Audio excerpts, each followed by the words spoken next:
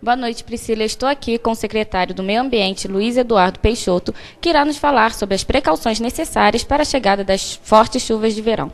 Secretário, quais medidas estão sendo tomadas pela Prefeitura e pela sua secretaria para resolver a situação das famílias que moram em áreas de risco?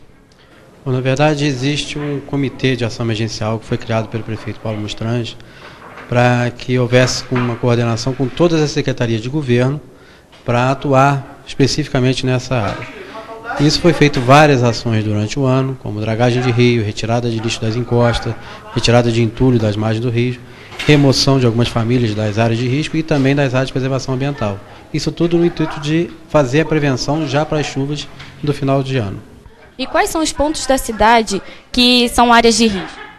Bom, nós temos alguns pontos na cidade, até porque a cidade, né, de Petrópolis, como todos conhecem, tem um problema com a chuva do final de ano, e alguns pontos com índice pluviométrico acima de 60 milímetros, né, ou até 80 acima desses índices, começa a dar problema. E geralmente são a comunidade Quitandinha, Alto da Serra, Bingen, né, às vezes Itaipava, às vezes Correios. Isso depende de onde a chuva vai se localizar. Então nós temos alguns pontos da cidade que são considerados área de risco, mas isso tudo depende do índice pluviométrico e de onde aquela chuva irá cair, para ver se aquela área é ou não de risco. Como será feita a remoção dessas famílias que vivem nessas áreas?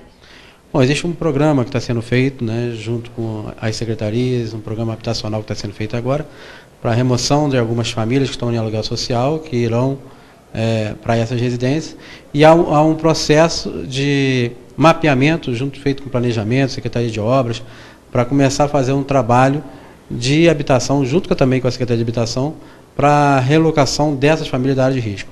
A Prefeitura conseguiu um grande avanço, né, conseguiu o empenho pessoal do prefeito, uma verba do governo federal para dar início a um trabalho esse na autodependência. E aí, dali, como vai ser um local piloto, depois vai se expandir para outras comunidades. Algumas áreas, mesmo sendo de risco, elas não precisam da realocação de famílias. Por quê? Bom, algumas áreas elas se tornam de risco ou deixam de ser de risco, dependendo da intervenção que a pessoa fizer. O que às vezes torna uma área de risco? Às vezes a pessoa tem uma casa e ela cortou o barranco numa inclinação inadequada. Ela cortou muito reto, em vez de cortar no ângulo de 45 graus. Então ela colocou a casa dela em risco, e aí se tornou ali uma área de risco. Então, se ela fizer algumas medidas preventivas agora, antes da chuva de verão, como acertar o terreno, verificar se a casa dele tem calha, para onde está indo o escoamento da água, o que ele pode fazer, se a vegetação de cima tem direitinho, se não tem bananeira na encosta, que geralmente a bananeira a tendência a cair. Então, são várias medidas que a Defesa Civil e a Secretaria de Meio Ambiente estão passando para a comunidade para que ela possa se resguardar nas chuvas de verão. Muito obrigada. Letícia Memia para o Primeira Página.